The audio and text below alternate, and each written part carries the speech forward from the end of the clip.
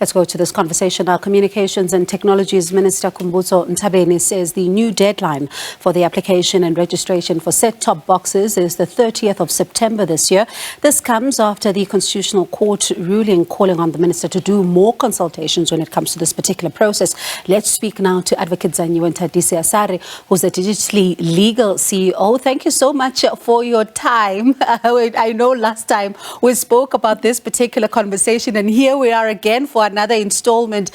When I was listening to the minister this afternoon, she talks about, of course, her response to the Constitutional Court. Now there's a new deadline which is set for September, and she says she's going to communicate it with various parties and also try to make sure that as many people are aware of this deadline as possible. Is it a sufficient one in your view? So it seems that she's got a plan at hand. I was actually at the briefing and I was listening to her, explain that she's incorporating leaders of traditional leaders rather. So, all over South Africa, rural South Africa. And if you think about it, the Constitutional Court ruling was talking about this particular set of people in our society who are indigent, who are living below the breadline, who really fall within these particular rural communities. So I think that collaboration with traditional leaders definitely does have probative value from my end. The real question lies in what they're going to do to ensure that, one, there's a literacy element, sensitization, and also ensuring that the technology itself is given to these people. So that, for me, that really, those are the questions that we really need to dig into. But it seems that she's got a plan. I was actually going to ask you about that because she talks about the traditional leaders. She talks about SALGA in terms of getting ward councillors involved. And as you say, the nub of this entire process now, when she takes this particular approach, is also going to be the education of the very people that need to communicate this message, as you say. So she did mention that, going forward, all the communications around this digital migration program will be translated in different languages. She also did mention that, they've delayed even now and sending out some media briefings because they've also considered the Braille aspect of it, which I think is such a fundamental thing when it comes to any kind of government-based communication. So I think for me, that's definitely a move in the right direction. But as they say, the proof is in the pudding. As in the eating. So let's get to that point and see it. There was another concern, though, when I was listening to the briefing, which she also expressed, the decline in set-top box applications as well as registration. And this is something she says she's really concerned about and wants to really ensure that it improves somewhat. How much of a concern is this for people like yourselves who are involved as well with various communities? So I think about it two ways. It's one of two things. The first thing could be that the decline of people registering is because people don't actually see the need or utility for set-top boxes and are actually buying digital televisions because there really has been a good move in digital televisions coming in at a cheaper price. So, there is a level of accessibility, or it could be that people are just not sensitized. And I think we need to really, be on the ground to understand that nuance. And I think maybe this is also a nice place for the department to start, creating some kind of report or creating data files or, analyzing what's on the ground so they can also build on that for future developments from a tech perspective.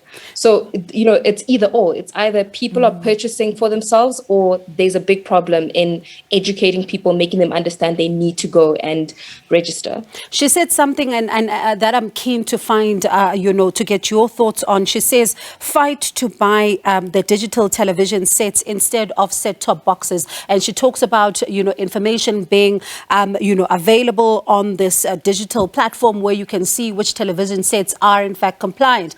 I'm keen to hear from you. What do you make of that statement? What are your thoughts on it? So, look, I definitely hear it. From a logical perspective, it makes sense. Yes, go and find out what is within your budget. But if you look at the Constitutional Court, the crux of the matter was really around indigent families, people who cannot afford, and people who are, the recipients of social grants, people that earn less than 3,500 for the household. So I don't really know how that resolves the issue. I still do believe that there's still a need for, members of our poor members of our society to still be assisted. So I think that's still a big gap that needs to be answered. We need to understand what happens now if, set-top boxes are not available, apparently. If that's the case, what are we doing to close that gap? If it means buying televisions, if it means, what is the plan? And they need to come up with a plan. And one of the other things is in fact the places where people can go to apply. There's a post office and there's also, the digital platform. But she did say towards the end that they're looking to get more and more places where people can go. This is also going to be able to assist in terms of accessibility. So I really liked that. I like the fact that they're open to collaboration. And I think the magic there will be in the how and the who. So, for instance, we do know that post offices have also been closing around the country. So already there's a decline in the value that comes with that. But if they're open to, either use departments, whether it's, local DFIs or if it is, the courts or whatever it is, being able to use already established buildings or even looking at maybe private sector players who service this constituency that we're talking about. I think those are the collaborations that the department should be looking at and building those relationships for further tech-based programs to come. So there is value in what she's saying. I just want to see what they're going to do.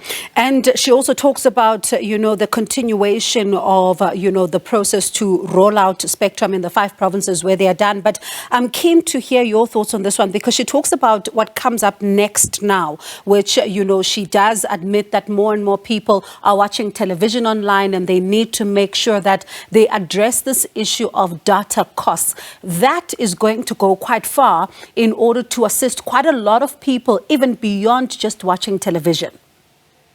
So I think that's where, the conversation we had last week around convergence, around spectrum, around, ticking the boxes, around getting South Africa to, compete at a global level when it comes to accessibility and affordability. And one of the hindrances here is that it does become quite difficult for the ministry and the minister and the department to move when we've got these hindrances. So there has to be an element of literacy, there has to be an element of sensitization, and there has to be an element of getting community members involved and understanding the pros and cons that come with that. So I think perhaps this September deadline could be a blessing in disguise. Perhaps this extension could be a blessing in disguise to get the department to get its ducks in a row for certain, elements that could have been missed. This really does speak to fast tracking. I think once we have the department getting onto the ground, getting people involved, then we can speak about, data, being freely available. It's a conversation we've been having for the longest time, from data must fall to data having little hotspots. Let us see what the department is going to do. I think at this point, it's more of a show us and we'll believe you. And the implementation is going to be key. But thank you so much for always talking to us and helping to decode some of the complicated terms when it comes to technology. We appreciate it. That is Advocate Zanyiwe Nthatisi-Asare, Digitally Legal CEO, talking to us about, of course, the new date that has now been set for the registration and application for set-top boxes. It's now the 30th of September. The minister says they are going to be communicating this far and wide.